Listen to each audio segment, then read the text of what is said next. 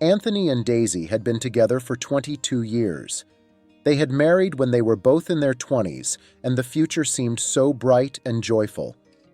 Now their son Mark was 21 and living alone with his girlfriend. Daisy realized that very soon she might become a grandmother, but she was in no hurry to move into that status herself. She looked very good for her age: a trim body, slim figure, a gorgeous mop of hair, and the fine work of beauticians on her face. At times she was mistaken for Mark's older sister. Her inner state was not much different from her appearance. She had absolutely no sense of age.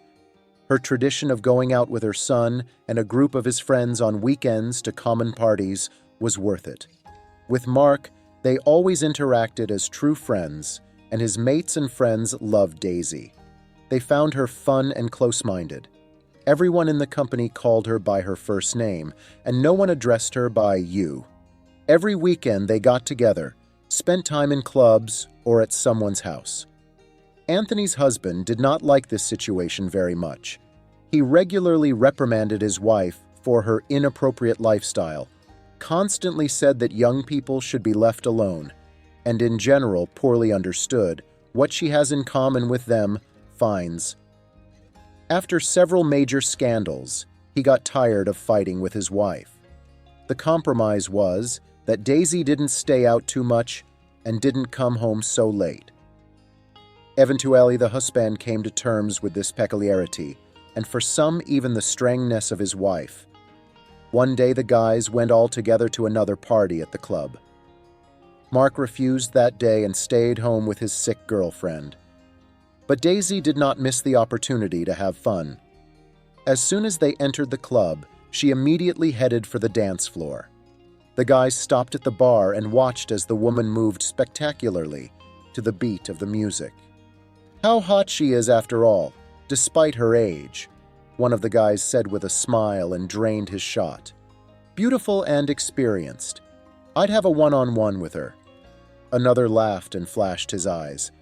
It was Frank, the most perky and charismatic guy in their company. He was used to being the center of attention and getting everything he wanted. "How about you seduce her?" the friend asked.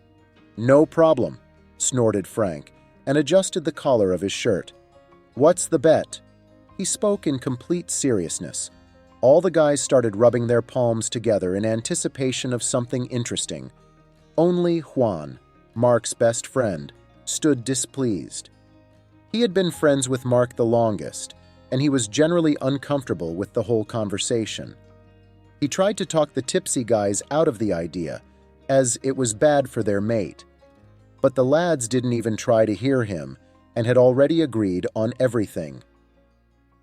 From that day on, Frank began to show Daisy in every possible way that he cared for her. He did not make any grand gestures with bouquets and gifts, realizing that her husband would immediately notice it.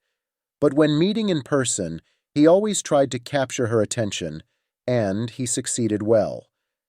He was always the soul of the company and amused everyone. Those unequivocal glances, the casual touches, and the constant talking. Daisy knew exactly where this was going. She was even flattered by the young man's attention.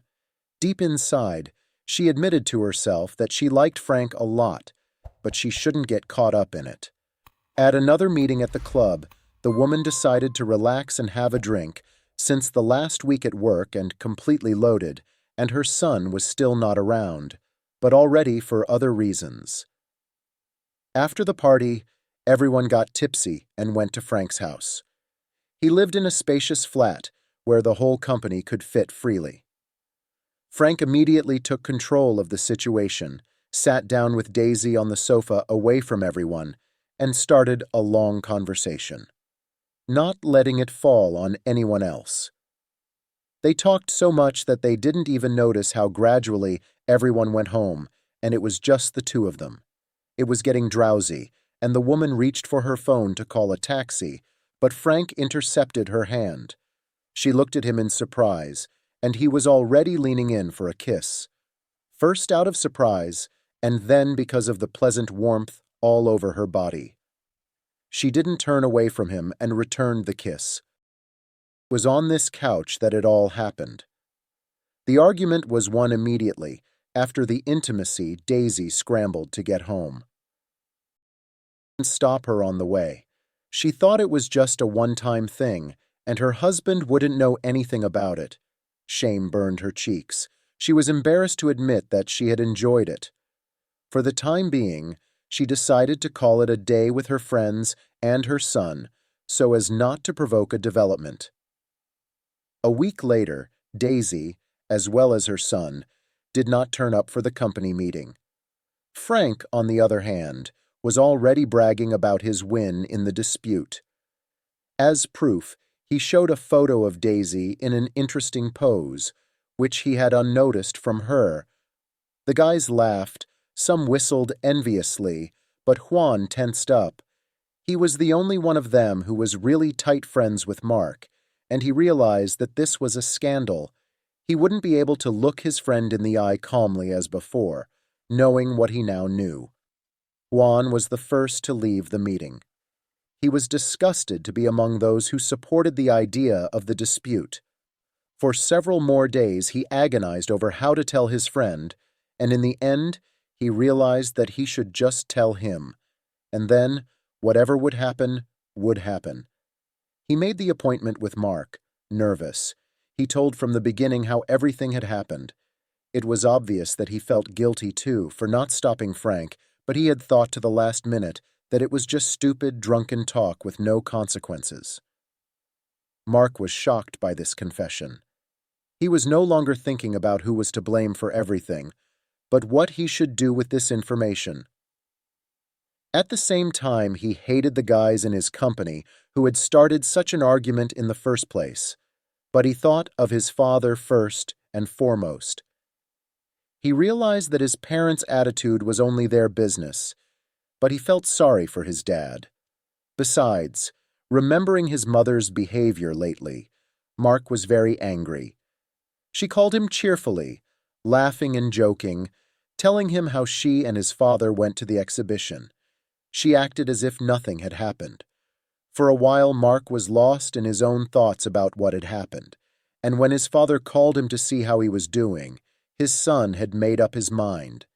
He could no longer live with the knowledge that his mother had cheated on his father. It hurt him to see that his father didn't suspect anything. He decided to tell him the truth after all, but he doubted he would take his word for it. I won't ask him to send me that picture if he wants to be sure. I'd better get Juan on board, Mark thought. The conversation gave him a hard time, but he did what he wanted to do. Put his father on notice, just as he'd thought he would. Anthony didn't believe his words at first, so his son redirected it to Kostya. This was a real blow to Anthony's mind. After so many years of marriage, to find out such things about his spouse was a pleasure. Now, this truth was a heavy burden on Anthony's shoulders. At first, the man thought that this situation could be forgotten, but he was very wrong. Every day, he replayed it over and over in his head and got angrier and angrier. Eventually, he decided to divorce. The son was already an adult, in front of him did not have to explain, and he himself perfectly understood the decision of his father. The woman was left alone. Her ex-husband hated her, and her beloved son sharply turned away from her. For her son, she was especially offended. For so many years they had socialized as true friends with their friends. Daisy got herself a separate flat. While in court to divide the property with Anthony, she realized that with her looks she would never be lonely. And so she was. To numb the pain of losing her family, she started going on countless dates, but she couldn't get her mind off it.